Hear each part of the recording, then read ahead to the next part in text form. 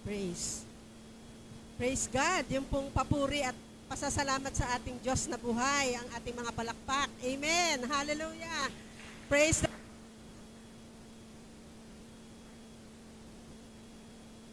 Hello, praise. Amen. Patuloy nating nararanasan ang kabutihan, ang pagmamahal ng ating Diyos. Amen. Because we have the Father na punong-puno ng pagmamahal sa atin. Amen. Gaya ng ating sineselebrate ngayon, minsan pa yung ating Father's Day. Amen. Kaya atin naman pong kamayan ng ating mga hardworking father. Ano po? Ating mga ama dito sa lupa. Amen. Sino po dito yung mga tatay? Pakitaas ang kamay. Ayan. Oh, si Renz. Tatay. Praise God. So, we honor you this day, ang ating mga katatayan. We celebrate with you sa araw na ito, sapagkat napakadakila ng ginawa ng Lord. Amen. At meron tayong dakilang Ama na nasa langit. Kung dito sa lupa ay ino-honor natin ang ating mga tatay, meron tayong the best Father na nandoon sa kalangitan. Amen? At yan po ang ating pagbubulayan sa umagang ito, the Father's love. Amen? Praise God. Tayo po muna ay sumandaling manalangin sa ating Diyos. Hallelujah, God. Maraming pong salamat sa espesyal na araw na ito. Ang araw na ito ay muling pag-celebrate sa iyo, araw ng pasasalamat at pagdakila sa iyong banal na pangalan. Aming Ama, sa pangalan po ng aming Panginoong Jesus, patuloy kaming nagpapasakop sa iyo. Lord God, pangunahan mo ang oras na ito ng aming pagbubulay at pag-aaral ng iyong mga salita. Hallelujah. Ikaw po ang maparangalan, mapapurihan, madakila sa aming kalagitnaan. Hallelujah, hallelujah. At patuloy na buksan mo ang aming mga puso na makikinig ng iyong mga salita, ang katotohanan ng iyong mga salita. Na tunay nga, nais mo, O Diyos, na maranasan namin ang pagmamahal mo sa mas malalim at bibliyang kaparaanan. O God, maraming pong salamat. Ibinabalik namin sa iyo ang pinakamataas na papuri at pasasalamat sa dakilang pangalan po ng aming Panginoong Jesus. Ang lahat po ay magsabi ng Amen and Amen. Praise God. Hallelujah. Our topic for today is about the Father's love. Amen. Ang pagmamahal ng ating Diyos. We believe in Christ's family, as a Christ church. We believe in the foundation, the declaration of our faith. We believe in one God, the three dispensation. Ano po? The triune God. Amen. The eternal Godhead. Praise. Yan. Mas maluag. Hallelujah. We believe in the eternal Godhead. Ano po? The triune God. The Father, the Son, and the Holy Spirit. Makikita po natin in the King James Version, hindi ko po na, lalagyan ko lang po, lalapatan ko lang ng foundation before we proceed to the Father's love. Ano po? Kasi last Sunday talagang atin po pinag-aralan about Jesus. We are heirs na tinanggap natin, kagaya ng ating amang Abraham, ano po, ayun ay sa pamagitan ng ating Panginoong Jesus. But today, the Father's love, alam natin na ang pagmamahal ng ating Diyos, ano po, kaya sinasabi po natin, we believe in the triune God. Sinabi ng 1 John 5:7, kung ating pong titingnan, nasa Bible din po ang triune God. Ano po? The eternal Godhead. Ang sabi po dito ng 1 John 5:7, in the King James Version, for there are three that bear record in heaven, the Father, the Word, and the Holy Ghost. And these three are one. Amen. So, yan ay isang saligan ng ating pananampalataya. As Life in Christ family, we believe in the Father, Son, and the Holy Spirit. May tatlong dispensation po yon. Kasi tinatanong iba, ay, bakit tatlong inyong Diyos? Hindi, iisa po ang ating Diyos sa tatlong pag sabing dispensation, sa tatlong kapanahunan ay nag-manifest sa atin. In the Old Testament, ay laging sinasabi doon si Yahweh o ang ating Ama. Ano po? Yun po kumbaga, siya ang nanguna o nag-manifest sa mga tao. Ano po? The Father God. And then, in the New Testament ay our Lord Jesus Christ. Ipinakita o ipinadama ng Diyos ang kanyang pagmamahal, ibinigay sa atin. Pero sabi nga ni Jesus, turo ni Jesus, ang Ama at ako ay iisa. Amen? Ayun ang turo sa atin. And in the book of Acts, the Holy Spirit, the dispensation, at hanggang ngayon, the manifestation of the Holy Spirit, ito po ang nagre-ring sa atin ngayon. Kasi we are the continuation of the book of Acts. Kaya ang Holy Spirit ay kasama po natin ngayon. Amen po? Naunawaan po natin. Kasi minsan ang hirap isipin, meron tatlo pala ang Diyos nyo. Hindi po. Meron nga pong isang example doon sa teaching ng Trinity. Yung parang itlog, di ba? Merong shell, merong yung itlog ng pula, at saka yung puti. Pero isa siyang itlog. Nakuha niyo po yun? Amen. Kagaya, halimbawa ng isang ama. Siya ay ama, pero siya din ay anak ng kanyang tatay. Lahat po tayo anak. Pero meron po ditong ama na siya ay anak, siya din ay asawa. May iba siyang katatayuan. Amen? Diba? Siya ay anak, siya ay ama, siya ay anak, at siya ay kapatid. Amen? Ng kanyang kapatid. Pero isa siya. Siya ay isang tao. Amen? Ganun din po ang ating Ama. The Father's love, ang ating pagbubulayan sa umaga pong ito. Praise God. Halanda na po ba ang bawat isa? Amen.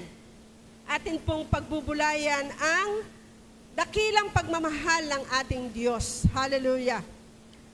Sabi nga po dito as part of the intro, sabi po, one of the wonderful experiences of all believers is when we become children of God because of Jesus Christ. Tayo pong lahat ay naging anak because of our Lord Jesus Christ. Ano ang sabi ng John 1:12?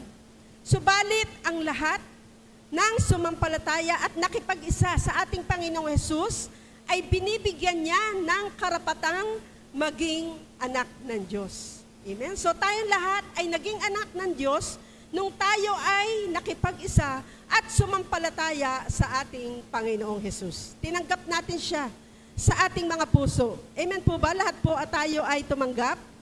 Amen? Hallelujah. Kinilala natin ang ating Panginoong Hesus at ngayon tayo ay naging mga anak ng Diyos. Isa pong katotohanan na ang lahat po ay nilikha ng Diyos. Pero hindi po lahat ay anak ng Diyos. Amen? Kasi conditional po yung sinabi sa Bible, sa John 1:12, na sinasabi po doon, ang sinumang sumampalataya.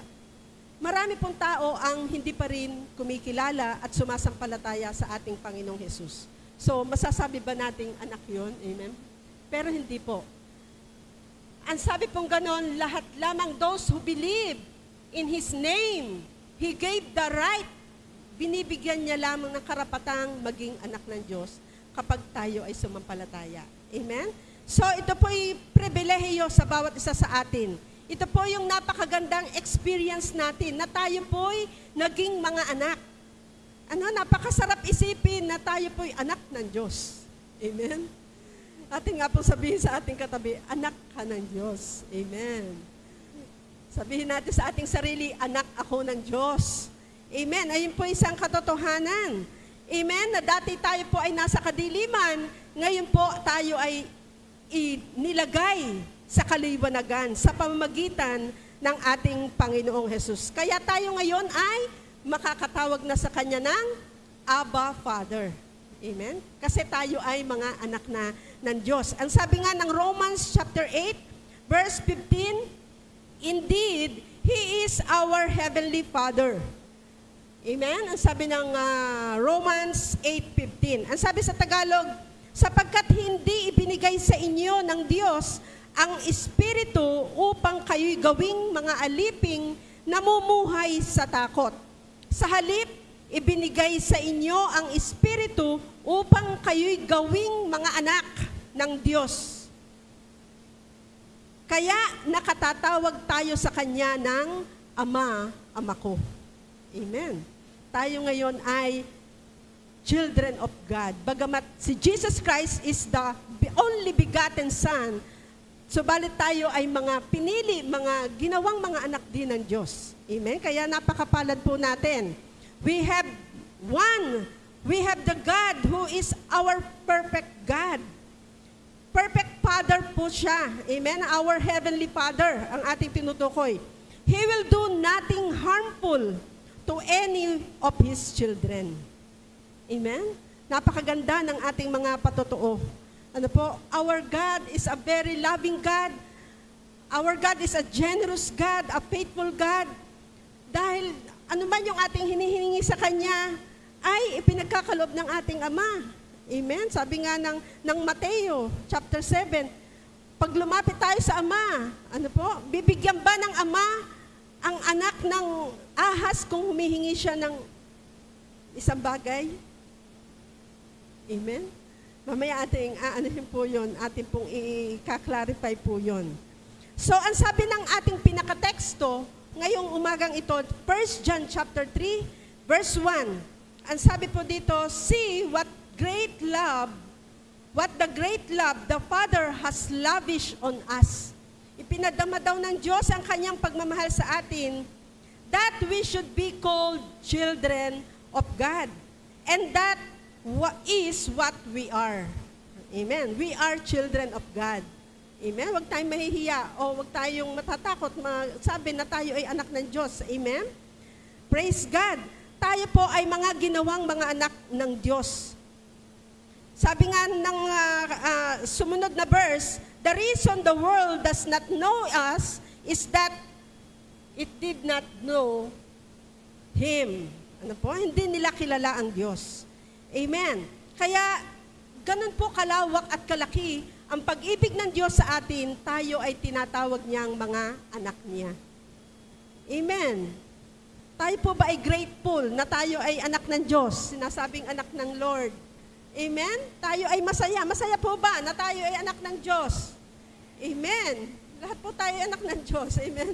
Marami nagka-claim. But tayo po ang higit. Kasi sinabi ng John 1:12 na tayo po ay sumampalataya at kumilala sa ating Panginoong Jesus, tayo ay tinuturing na ng Diyos. Ipinadama na ng Diyos ang kanyang pagmamahal at pag-ibig sa bawat isa po sa atin.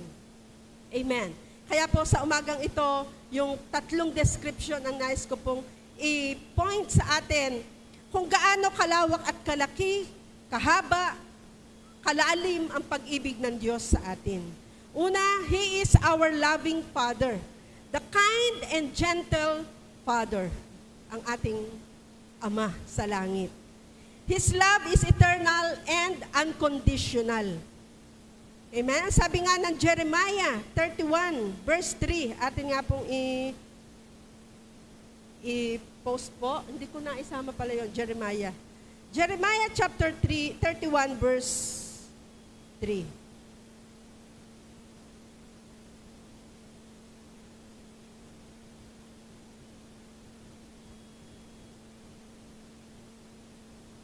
Ang sabi po dito, I will give them comfort and joy instead of sorrow. I will satisfy the priest with abundance. Hallelujah. And my people will be filled with my bounty. Ito ang pangako ng Diyos sa atin, na kumilala at sumampalataya sa Kanya. Ang sabi ng Ama, I will give them comfort instead of joy, instead of sorrow. Amen? Instead of sorrow, nararanasan po ba natin ang joy in the midst of suffering, in the midst of problems, persecution, trials? Tayo, nararanasan po ba natin ang joy sa Panginoon? Amen. Amen. Bagamat may mga pagsubok tayong nararanasan. Ano kami po ni Bishop, kami, pag minsan talagang nagtatawanan lang po kami. Ano? At excited pa yan pagka idadialysis kasi po ay ipinararanas na rin ng Lord. Ang kanyang pagmamahal at kabutihan. Amen? Kaya po, ganun tayo kamahal ng ating Panginoon. In the midst of sufferings, ay meron tayong joy. Amen? At iyan po totoo, naranasan po namin po yan. And we will experience bounty. Sabi nga, the priest, di ba priest? Pare, si Bishop, tingnan nyo doon sa Jeremiah 31. I will satisfy the priest with abundance. Di ba? Si Bishop nagpapatotoo na talagang grabe ang Lord magpala. Grabe ang Lord na iparanas ang kanyang pagmamahal. Yung satisfaction nararanasan natin.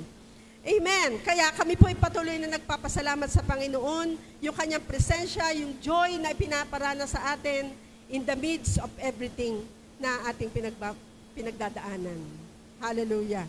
Ang sabi ng Romans 5:8, but God demonstrate His own love for us in this: while we were still sinners, Christ died for us. Amen. Ngunit ipinadama ng Diyos ang kanyang pag-ibig sa atin nang mamatay si Kristo para sa atin noong tayo'y makasalanan pa. Ganyang kalaki, itinemonstrate ng Panginoong Diyos Ama ang kanyang pagmamahal.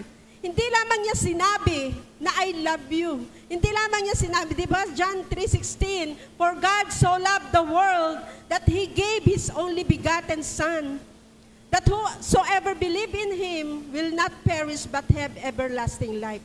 God loved us so much. Amen? Mahal na mahal tayo ng Panginoon. Hindi lamang niya sinabi.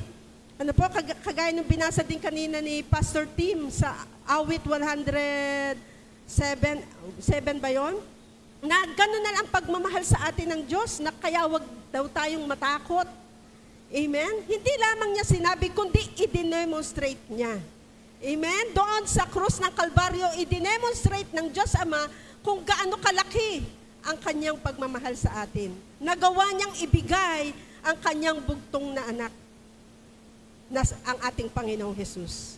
Amen? Ganun na nga ang nangyari. Amen? Kaya po, God, minsan, iba ang ating isip kung ano ba ang image ng Ama. Amen? Minsan na sumasagi ba sa isip natin, ano kaya ang itsura ng ating Ama? Kasi minsan, God sometimes misrepresented. Ano po? Minsan, ay naiba yung image ng ating Ama sa langit dahil meron tayong experience na nararanasan sa ating Ama sa lupa. Nakukuha po natin yon. Amen? God has been misrepresented. Ano po? Misconception. Minsan, hindi, yung image na akala natin, ang Ama ay galit. Ano? Galit sa atin. Ano? O strong, o parang strong leader ang ating Ama. Pero hindi po ano po? Ipinakita sa Biblia kung gaano napakamapagmahal ang ating Diyos Ama sa langit. Amen. Kaya, ang sabi pong ganon, God is love. Amen? Iba sa ating mga ama sa lupa. Amen? Kasi dito sa ama sa lupa, merong mga abusive na mga ama. Merong mga irresponsible. Minsan, ano po? Yung mga hindi Christian po yun. Irresponsible, minsan may mga masasabi nating unfaithful. Ano po? Pero ang ating Diyos ay iba. Iba ang ating Diyos Ama sa langit. Amen? He is a loving Father who is responsible, who is great Father na mahal ang bawat isa sa atin. He is a faithful God. He is a loving God. Amen? Ang ating Ama sa langit. Praise God. Hallelujah.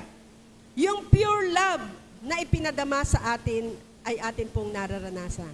Amen? Pag tayo po'y may kailangan, talaga pong nararanasan natin ang pagtugon ng ating Panginoon. Ang sabi nga ng Romans 8:15, sapagkat hindi ibinigay sa inyo ng Diyos ang Espiritu upang kayo gawing mga alipin. So, our God, He is not looking for more servant, but to add sons and daughters to His kingdom. Amen. Hindi po naghahanap ang Diyos ng yung lamang paglilingkod natin. Although yun ay voluntarily ginagawa natin, pero ang hinahanap ng Diyos ay mga anak niya na maa-add sa kanyang kingdom. Amen? Kasi relationship ang sinasabi po natin dito. Relationship. Amen. Kaya nga po, sabi nga dito, sa halip ibinigay sa inyo ang Espiritu upang kayo'y gawing mga anak ng Diyos, kaya nakatatawag tayo sa Kanya ng ama ko. He wants to be in a relationship with you. Amen. Yung relasyon ang number one po natin. Hindi po ito religion, hindi ang tinanggap natin ay hindi religion, kundi yung ating relasyon. Bilang siya ay ating ama at tayo ay mga anak niya. Amen. He wants to be in a relationship with you. Kaya niya tayo nilikha. He is head over heels in love with you. Pag sinabing head over heels, ano ba yung, ano na yun? He is madly in love with you. Lagi kang iniisip ng Diyos. Lagi kang focus. Ang focus ng Diyos ay nasa iyo. Amen. Kasi anak ka niya. Di ba ganun ang ama sa lupa? Yung pangailangan ng kanyang anak, kahit hindi na nagsasabi ang kanyang anak, ay talagang He's a good provider. Amen? Ang mga ama. Di po ba? Talagang alam niya ang pangailangan ng kanyang mga anak, ng kanyang pamilya. Ganon din po ang ating Ama sa Langit. Alam niya ang ating kailangan. Amen? Alam niya ang ating mga pinagdaanan. He knows everything. Amen? Kaya at mahal na mahal niya tayo, alam niya ang kanyang gagawin sa bawat buhay po natin. Ang gusto lamang ng Lord, He wants to be in a relationship with you. Nais ng Diyos na maging anak kanya, hindi daw alipin, kundi mga anak na madagdag sa kanyang kaharian. Amen? Ito yung original intensyon ng Diyos sa atin. Na makasama natin siya, hindi lamang sa langit, kundi dito sa lupa. Amen? Kasi sabi nga sa Old Testament, ang mga Israelita nung unang panahon ay nawala sa piling ng Diyos, nagkawatak-watak. Ano po? At ngayon ay nais ng Diyos maibalik sa pamamagitan ng ating Panginoong Hesus, maibalik ang relasyong nawala noong unang panahon. At ngayon nga na tayo ay kumilala at sumampalataya sa ating Panginoong Hesus, babalik ang ating relasyon ngayon sa ating Ama na nasira noon. Amen. Ito yung original na intention ng Diyos na makasama natin siya. Amen. Kagaya na nangyari sa book ng Genesis kay Adam and Eve. Amen? Di ba ang plano ng Diyos napakaganda kay Adan at Eva? Nais niya kasama sa garden. Amen? Na naandoon lahat ang provision ng ating Panginoon. Na naandoon na ang lahat ng kailangan. Naandoon na. Wala nang hilingin pa. Pero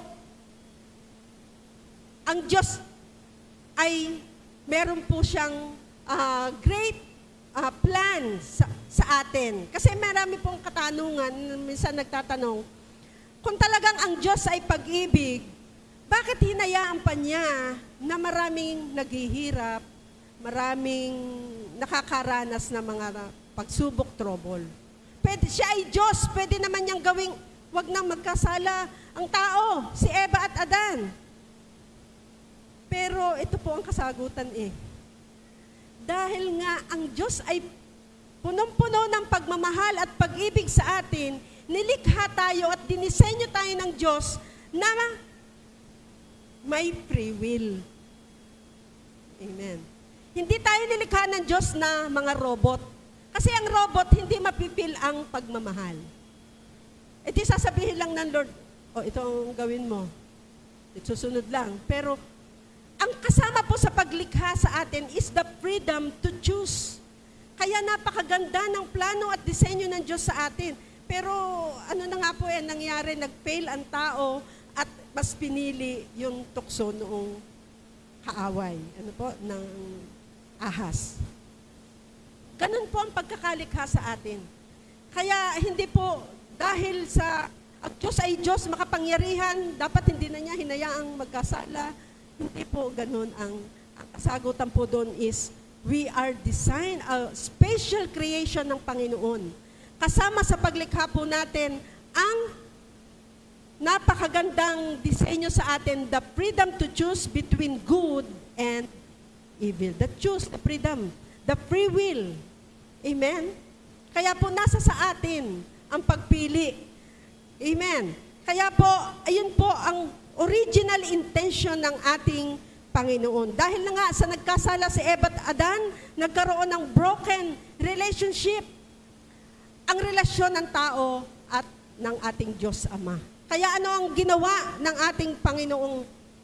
Dahil mahal na mahal pa rin tayo ng Diyos, pinaalis muna sa garden, ng paraiso, the paradise. Pinaalis si Eva at Adan. At nagkaroon sila ng may winika ang ating Diyos na ganito ang mangyayari sa inyo. Nagkaroon na ng curse, nagkaroon na ng sumpa ang lalaki, ang ama. Ang sabing gano'n, ang ama ay maghihirap. Mula sa paghihirap sa iyong pawis ay iyon ang iyong ipoprovide sa iyong mga anak at pamilya. Kaya gano'n na nga ang ginagawa natin, mga tatay. Talagang ang umaga, ginagawang gabi. Paano kaya yun? At ang gabi, ginagawang umaga. Para may provide ang pangailangan. That is part of the history. Pero meron din namang nangyari sa atin, mga nanay, di ba? Sa ating panganganak. Dahil kinars din, nagkasala, ay sa ating panganak ay merong pain na mararanasan. So, gano'n na nga po ang nangyari. Nagkaroon ng broken relationship, but we need to understand our need for love. Understanding the need of love. God created us for love. Lahat po tayo ay bunga ng pagmamahal ng ating mga magulang. Amen? Lahat po tayo ay anak. Hindi po lang tayo ama o ina. Lahat po tayo ay anak dito. Amen? Ng ating mga magulang. At lahat po tayo ay bunga ng pagmamahal ng ating mga magulang. We are created for love. Amen? At naandoon, yun yung perfect love na hinahanap ng isang tao. Amen? Na kailangan nating maranasan at madama yung pagmamahal na yun. According to the studies, scientific study, yung pong mga bata na hindi po naranasan ang pagmamahal ng magulang sa kanilang panganak pa lamang, ay nagkaroon sila ng physical and emotional problem. Naging apektado ang kanilang physical and emotional. Bakit po kaya? Meron po akong mga kilalang ganun. Hindi ko na po i-mention. Na nung pagkaanak, ay iniwan na and then nagtrabaho na. Kaya sabi ko kay Steph, pagkapanganak mo, ay oo nga, sabing naman niya, hindi daw niya kaya na iiwanan sa akin. Kasi hindi mararamdaman ng bata yung pagmamahal. Yung pagkaaruga, pagkaliiba ang aruga ng lola. Amen. Tayo mga magiging lola na, hallelujah, praise the Lord. Pero iba yung madadamang pagmamahal ng mismong magulang. Yung care and love talagang kailangan. Kasi we are created for love. Pagmamahal. At ayun po ay kailangang maranasan. Lahat po tayo ay nakaranas noon. Kaya naman, we learn to love. Tayo po ay nakakapagmahal din. Amen? Kasi naranasan, what we receive, we also give. Amen? Na kung naranasan nating magmahal, kayang-kaya po nating ibigay at ibalik ang pagmamahal sa iba. Amen po ba? Amen? Palakpakan po natin ang Lord. Amen. Hallelujah. Praise God. Sabi nga, ang pagkakalikha sa atin ng Diyos ay perfect. Kasi meron daw, according din sa study, meron daw isang part sa ating puso na void. Yung void. Nahungkag, may space, may hole. In the part of our soul ay merong isang space doon na empty. Na ang tanging ang Diyos lang ang makakapag-fill.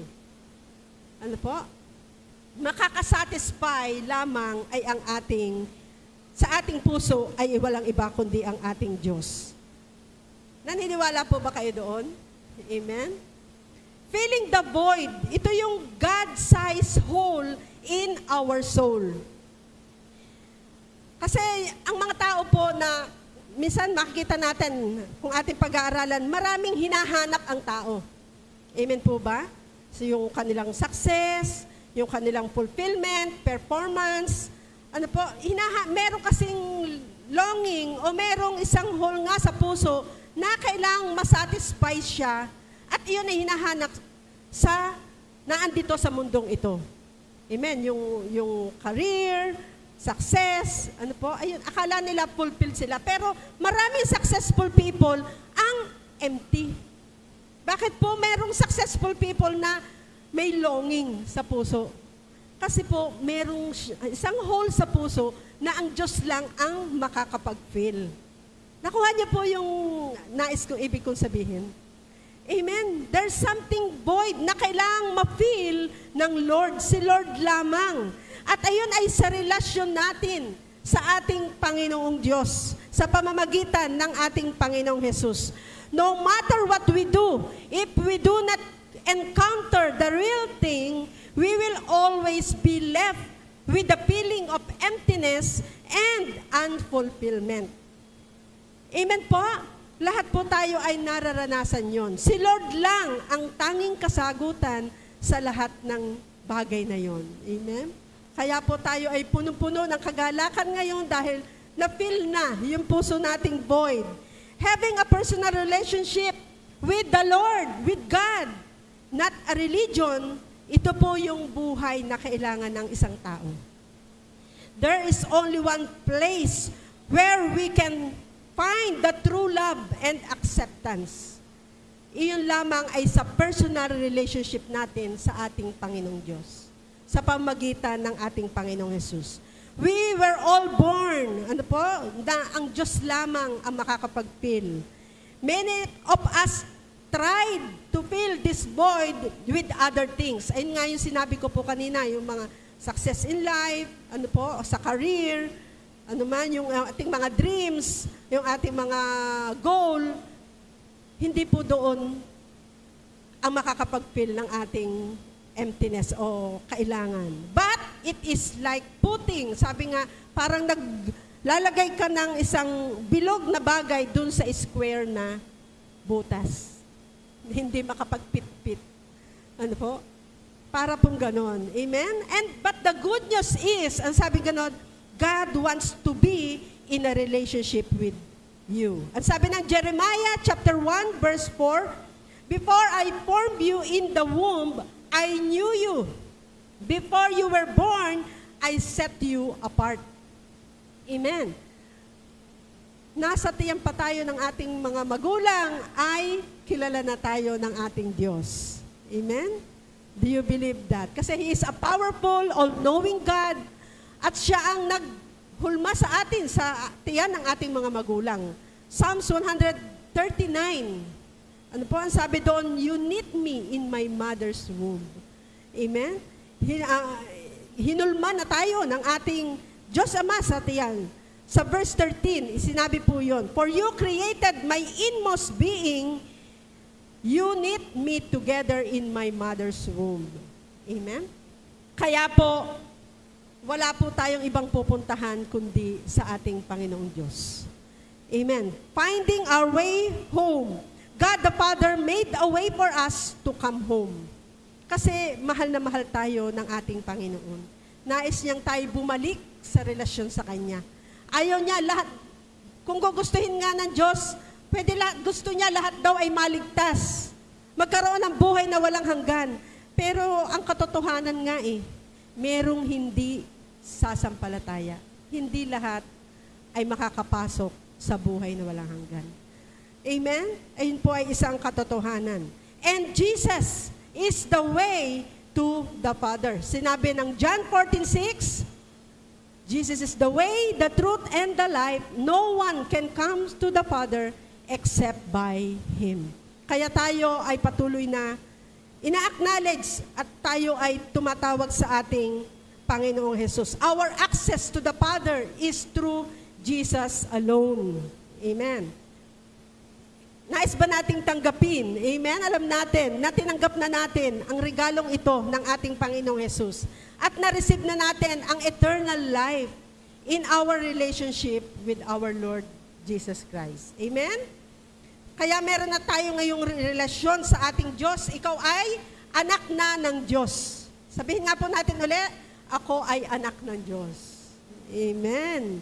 John 1:12. Pag tinanong sa atin, ang yabang mo naman, Born again ka ba?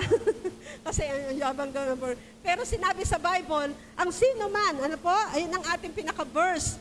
John 1:12. Amen? Isang katotohanan na ang sino man sumampalataya at tumanggap sa ating Panginoong Hesus ay binibigyan niya ng karapatang maging anak ng Diyos. We have the right to become children of God. Amen. And the Lord God loves you. Na ating pinaka-verse ngayon. That how great is the love of the Father that He lavish on us. Ipinadama ng Diyos ang kanyang pagmamahal. And we have the assurance of eternal life. Amen? Na sinabi sa John 3:16, na for God so loved the world that He gave His only begotten Son. Whoever believes in Him will not perish but have everlasting life. Inilagay ang banal na Espiritu sa ating mga puso. Ayun ang tinanggap din natin. Amen? And we can talk to God directly. Amen. Makakapanalangin tayo. Ask, Ask, seek, and knock to the Lord. Matthew 7:7. Ano po? 2:11. You can talk to God directly. Ang sabi ng Matthew 7, ask and it will be given to you. Seek and you will find. Knock the door and the door will be open to you. For everyone who asks receives. He who seeks finds. And to him who knocks, the door will be open. Which of you, of his son, asked for bread? Ito yung sinasabi ko po kanina. Sino yung mga magulang dito na pag humingi ang kanyang anak ng tinapay, ibibigay ba niya ay, will he give him a stone? Bibigyan ba natin ang ating anak ng bato? Ganun ang sabi po dito sa verse na ito. Or if he asks for the fish, will he give him a snake? If you then, though you are evil, know how to give good gifts to your children, how much more will your Father in heaven give good gifts to those who ask Him? Amen? Kung daw ang masamang ama dito sa lupa ay nabibigyan ng kanyang anak, gaano pa kaya ang ating Ama sa langit kung tayo ay hihingi sa Kanya? Amen? He is our God. He is a generous God.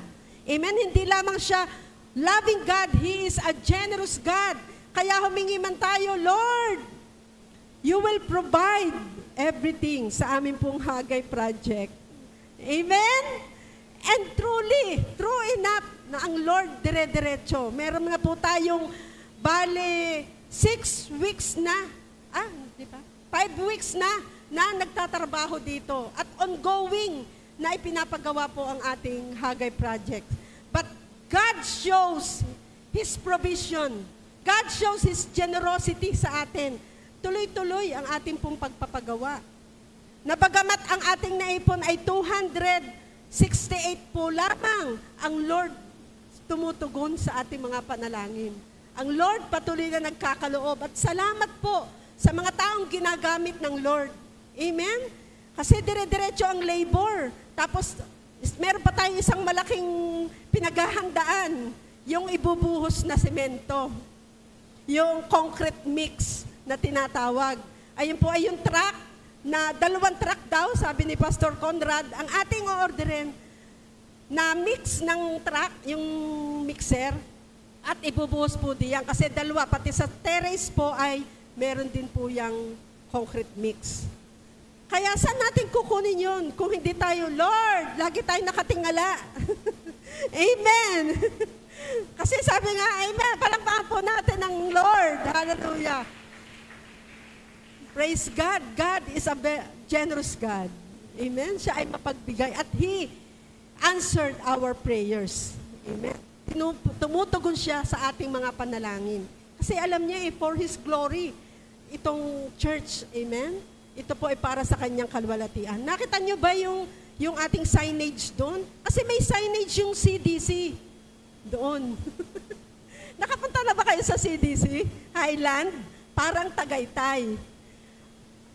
Nile-level up din po. Kailangan i-level up din natin yung ating church. Di ba? Nagpunta kami, nag-meeting ang core sa CDC. Ang ganda, parang Tagaytay. Tapos makita, nasa unahan yung ating church. Kaya may plano ang Lord eh. Amen? Magdadala ang Lord ng mga kaluluwa. Amen? Ang dami nang pumupunta sa CDC. No, yung pong aking nakasalubong na pinaka-agent ng insurance ni Steph. Inaalo kasi ako. Sa isang kagaling, sa CDC. Ba, nakarating ka na doon. So, nakikita, sabi ko, Pastor Conrad, kailangan may signage tayo. Kasi may signage sa CDC. Eh, ang ganda naman. Nung isang araw na andyan si Mayor, tinititigan yung ating, signage. May church pala dyan. Sabi daw ni Nanay Lourdes, kakausapin niya.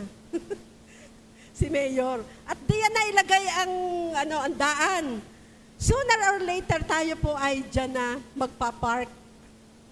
Amen? Amen? Diyan po sa unahan. Kaya po, imbis na papaganyan ang bubong po natin, ay ginawa ni Maduke na papagayon. Kasi nga naman, ay church eh. Parang pangit pagka yung parang bahay na papagayon. Kailangan ay daw ay papagayaan. Kaya ang Lord ang nagbigay din ng ating foreman. At si Kuya Angelo na first timer, kasama ang kanyang asawa, ay dinala din ng Lord dito. Amen? Umattend sila ngayon. Praise God, winning soul. Hallelujah. Praise the Lord. The best clap offering unto the Lord. Hallelujah. Glory, glory to God. Kaya po, our God, meron na tayong bagong relasyon sa ating Diyos. Sapagkat tayo mga anak na ng ating Panginoon. Hallelujah. Praise God. Aside from He is a loving God, He is a generous God. He supplies all our need. Philippians chapter 4, verse 19. And my God will meet all your needs according to the riches of His glory in Christ Jesus. Amen? God will supply all our need. Pag may need, may supply. Amen? May need po tayo eh. Amen? Kaya kinausap ko po si Maduke. Kasi habang wala pa tayong tiles, ito ay kikinisin. Galing po kami kasi sa isang church, naging speaker po si Bishop, parang vintage yung kanilang flooring. Ano po, hindi siya tiles, pero kinis na kinis. Yung parang, makinis na may square din na malalaki. Parang vintage. Katerno nung kanilang CR. Ang ganda. Kaya sabi ko, Maduke, ilang semento ito? Sabi, tatapusin mo muna namin lahat. Tapos saka ito, sa huli ito. Praise God! Hallelujah! Ang Lord magsusupply kapag meron pong need. Amen? Naririnig po ng ating Ama ang ating pangailangan sa langit, ang pangailangan natin dito sa lupa. Hallelujah! Praise the Lord! Hallelujah! A good Father provides. He knows our needs and delight in providing for them. Amen? Ito po yung ating panalangin sa ating Panginoon. Ang Diyos po ay mapagbigay na Ama. Amen? Kaya po, dire-diretso ang atin pong project. Hallelujah! And lastly, but not the least, faithful Father. Our God, aside from He is a loving Father, a generous Father, He is a faithful Father. Ang sabi nga ng Isaiah 49 verse 15 hanggang 16. Ayan, ang ganda po nitong verse na ito. Makinig po ang mga nanay. Mga nanay, mahal na mahal natin ang ating anak. Amen? Ang sabi dito, can a mother forget the baby at her breast and have no compassion on the child he has born? Though she may forget, merong yung mga bad na nanay, iniiwan ang anak sa basurahan. Meron din ganun. Pero ang sabi ng Lord, though she may forget, I will not forget you. Amen? Hindi tayo kalilimutan ng ating Ama. See, I have engraved you on my palms of my head. Your walls are ever before me. Naka-engrave daw yung pangalan natin sa palad ng ating Ama. Amen? Bakit kaya hindi dito ini-engrave? Hindi iniukit sa noo. Kasi hindi makikita ng Ama. Kasi, di ba, parang imagine natin.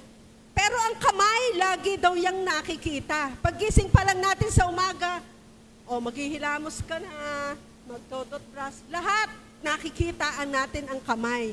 Kaya sa kamay, para lagi tayong nasa isip, He is madly in love with us. He is head over heels in love with you. Amen? Lagi daw ang focus ng Diyos ay nasa atin. Naka-engrave sa palad, ini-engrave para laging nakikita. Amen? Siya mismo ang nagsabi. Ang sabi ng Lord, ang sabi dito ng Lord, hindi kita malilimutan. Pangalan mo'y nakaukit sa aking mga palad. Amen? Ang laki siguro ng palad ni Lord. Pero high-tech na si Lord. Gagayon na lang. Parang ginawa sa nun. Pero nakaukit eh. Amen? Hindi natin alam kasi ang ating panahon ngayon, di ba? Parang inilalapit tayo dun sa mangyayari dun sa kalangitan na ang lahat ay nakasulat sa aklat ng buhay ang ating mga pangalan. So His compassion for us will never fail. Amen? Regardless of life circumstances, He watches over us with great tenderness and love, and He will never leave us. Hindi tayo iiwan, hindi tayo pababayaan ng ating Panginoon. Amen po ba? Yan ay pangako ng Diyos sa atin. Fear not, for I am with you. Do not be dismayed, for I am your God. Ang sabi ni Lord, Isaiah 41 verse 10, I will strengthen you, I will help you, and I will uphold you with my righteous right hand. Amen. Palakpakan po natin ang ating Panginoon. Hallelujah. Praise the Lord. He will surely bless you and give you many descendants. Yan ay pangako, yung ating pinag-aralan last Sunday kay Bishop, pangako ng Diyos kay Amang Abraham. At ito ay dadaloy sa ating generation ngayon. Amen? Amen. The goodness of our Lord. Amen. Ganyan po kalaki, kalawak, kalawak at kalalim ang pagmamahal ng Diyos sa atin. Amen? Atin po bang nako-conceive o nagagrasp ang pagmamahal ng Diyos sa atin? Amen? Siya ay mapagmahal na Diyos, siya ay mapagbigay, at siya ay tapat na Diyos. Tapat sa kanyang mga pangako. May pangako ba ang Diyos sa atin? Amen? Ipupulpil yan ng Diyos sa buhay ng bawat isa po sa atin. Panghawakan po natin ang kanyang mga salita. Sabi nga ni Bishop, claim it! Amen? Sasabihin natin, I claim it! Amen. Claim the promises of God. Hallelujah. Kaya, in conclusion, kagaya po ng prodigal son, kung saan hindi maganda ang karakteristik ng isang lost son. Doon po sa parable of the lost son, na kinuha na agad niya ang kanyang mamanahin at siya ay nagpakasasana. Subalit ang isip ng ama ay nasa kanya pa rin. Kahit nasa malayo, ang heart ng ama ay nasa kanya pa rin. Subalit nung bumalik yung bata, yung anak, di po ba tuwan-tuwa ang ama? Ganon din po tayo. Yung pong humihiwalay, subalit bumabalik sa ama, ganon po aakapin ng Diyos. Ganon po kalaki at kalawak ang pagmamahal ng Diyos sa atin. Amen? Kaya po, ating pong pasalamatan ang ating Lord sa oras ito, sa dakilang pagmamahal na ipinadaman niya sa atin. Amen? The love of the Father, ito po ay eternal and unconditional. Ano po? Mahal na mahal po tayo ng ating Diyos. Hallelujah. Atin pong i-express sa Diyos ang ating ding pagmamahal through worship, through our thanksgiving sa ating Panginoon. Hallelujah. Ito po isang way lamang. Wala pa ito sa kalingkingan ng pagbabalik natin ng pasasalamat sa Diyos, kundi yung ibigay lamang natin ang ating buhay sa ating Panginoon. Sambahin natin siya lagi, hindi lamang every Sunday, kundi every day of our life. Dahil gano'n na lamang ang pagmamahal ng Diyos sa atin. Amen? Tayo po ay umawit ng pagsamba sa Panginoon. Atin pong i-express ang pagmamahal din natin sa Kanya. Hallelujah. Napakabuti ng ating Diyos. Hallelujah. The goodness of God. Hallelujah, God. Napakabuti mo, Panginoon. Salamat sapagkat kami merong mapagmahal na Diyos. mapagbigay na Panginoon na Diyos. Hallelujah. At tapat na Diyos. Salamat po, Ama. Hallelujah. Napakabuti mo, O God. The goodness of God. Hallelujah. Patuloy nating sambahin ang ating Diyos, Ama. Hallelujah. Dito lamang natin may i-express ang ating lubos na pasasalamat at pagmamahal sa Diyos. Hallelujah. Mahal kita, Panginoon. Hallelujah. Mahal kita. Yes, O God. Ng iyong biyaya ng buhay ko. Yes. Hawak mo sa iyong kamay. Awitin po natin ang may pasasalamat sa ating Nasa aking pagmula hanggang sa pag-ibig. pag-ibig ko. Kabutihan Diyos. We have a good Father. We have a good God. Ika'y dapat sa habang buhay.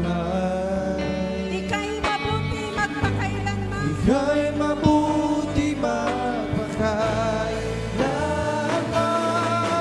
Hanggat ako'y Hanggat nabubuhay. ako'y nabubuhay. Awitin ko ang kabutihan ng Diyos. Ang kabutihan ng Diyos. Hallelujah. Minsan pa natin awitin sa ating Diyos. Mahal kita.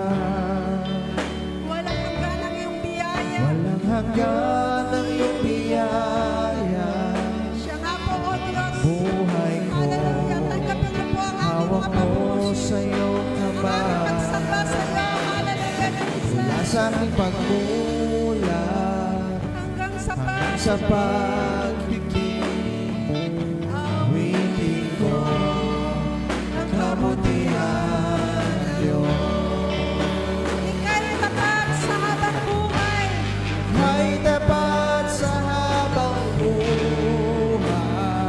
Ika'y mabuti magpakailanman. Ay mabuti magpakailanman. Hanggat ako'y Hanggat nabubuhay. ako'y nabubuhay. Awitin ko ang kabutihan Diyos. Ika'y dapat sa habang buhay. Ika'y mabuti magpakailanman.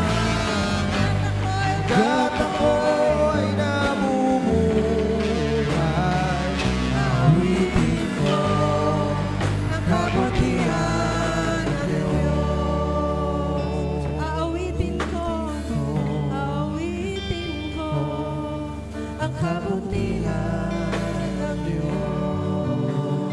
Aawitin ko ang kabutihan ng Diyos. Hallelujah. Tunay nga, O Diyos, na napakabuti mo sa amin.